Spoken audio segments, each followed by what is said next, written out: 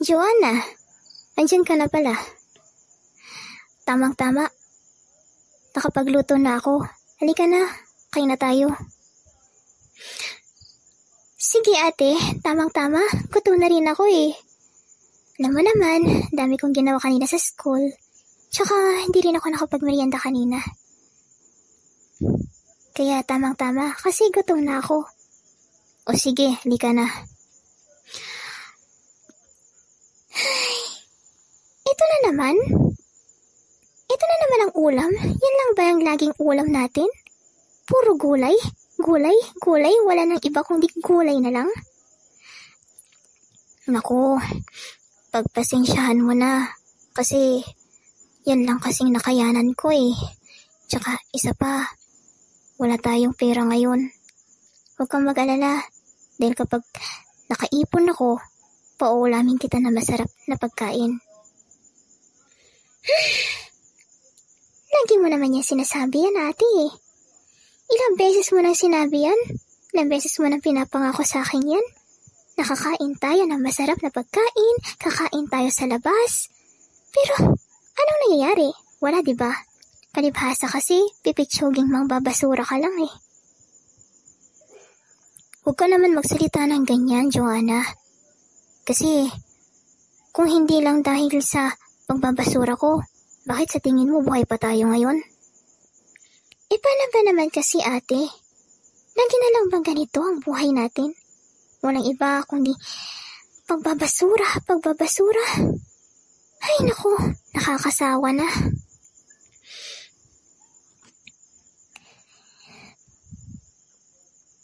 Ano bang pinag-aawayan ninyo dyan? Paano ba naman kasi, Chang, si ate, hindi man lang marunong dumiskarte, puro pipitsuging basura lang kasi ang alam eh. Ay nako, Joanna, huwag ka na ngang magsalita ng ganyan sa ate mo dahil siya yung nagkakanda-ugaga sa paghihirap para mapaaral ka. Kung ako sana pero matanda na ako eh. Ay nako, Chang naman eh. Sino bang kakampihan ninyo? Si ate o ako? Ay nako, bahala na nga kayo dyan. Sige na, kumain ka na, Joanna. Ano pa nga ba? Wala na akong ibang magawa kundi kakain na nga lang. Wala na akong choice eh. Palibhasa kasi, mga pipitsugi mga nandito sa bahay.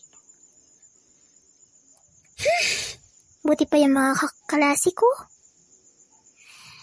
Buti pa sila. Mayayaman. Masasarap ang mga kinakain nila. Pero ako, pipitsuging gulay lang naman to. Baka naman may mapasukan ako kung sakaling maghahanap ako ng trabaho.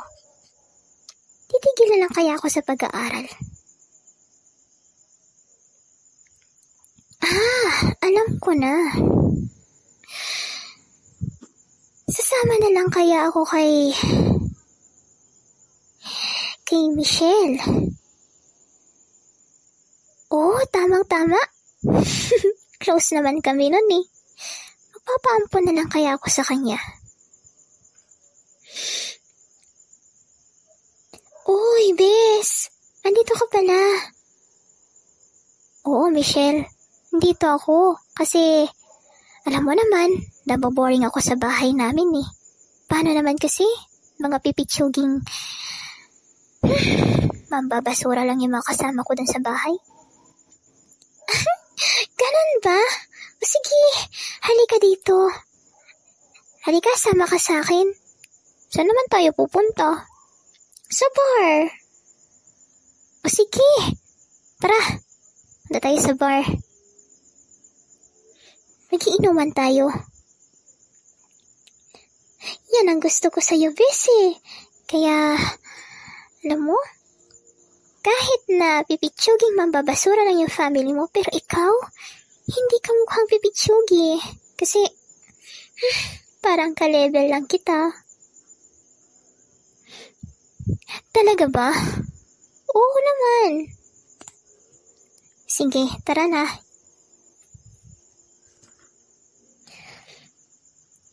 Ay naku, Bessie, lasing na ako eh. Ako din eh, lasing na din ako.